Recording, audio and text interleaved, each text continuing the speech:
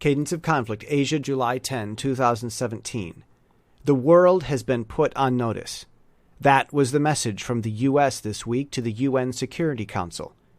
North Korea's situation is unacceptable to many countries. The Kim dynasty has named the U.S. as a nuclear missile target, more so than their brethren in the South. South Korea, both the people and their new president, want a diplomatic solution.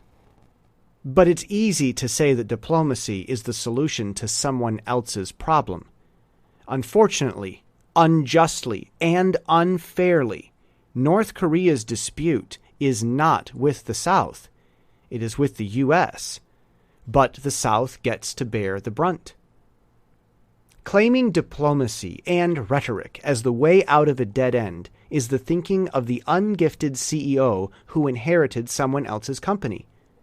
It's the thinking of a great successor. He doesn't know how to blaze trails, to make the necessary disruptions that propel a business forward, so he starts to think that getting along is the only way.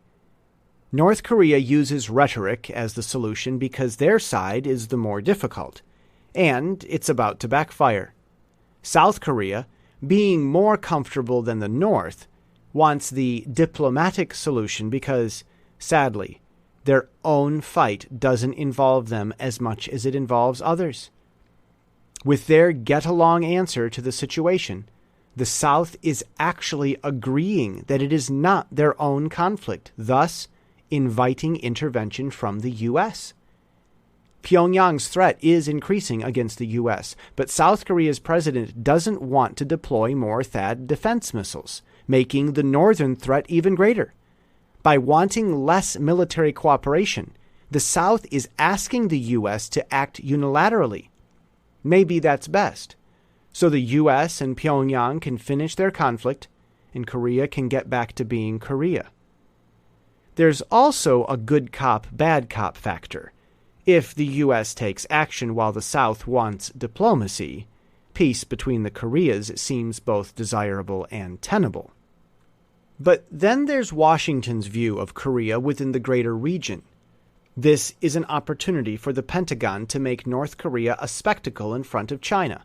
While the Chinese and North Koreans show off their militaries with parades, the U.S. will show its strength by ending the Korean War in a flash, though they'll make sure it's a long and delayed flash, just so Beijing doesn't blink and miss the message.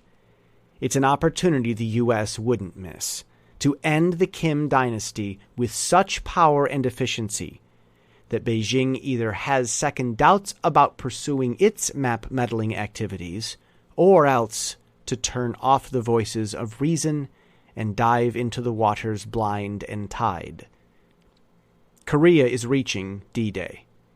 It's a simple logistic calculation. The American people are most likely to support action. The U.S. has less and less time to wait. South Korea is a cooperative dead end, and rightly so. The forewarning to the powers of East Asia is clear. Stay strong at home. Stop expanding. Diplomacy won't solve other people's old problems.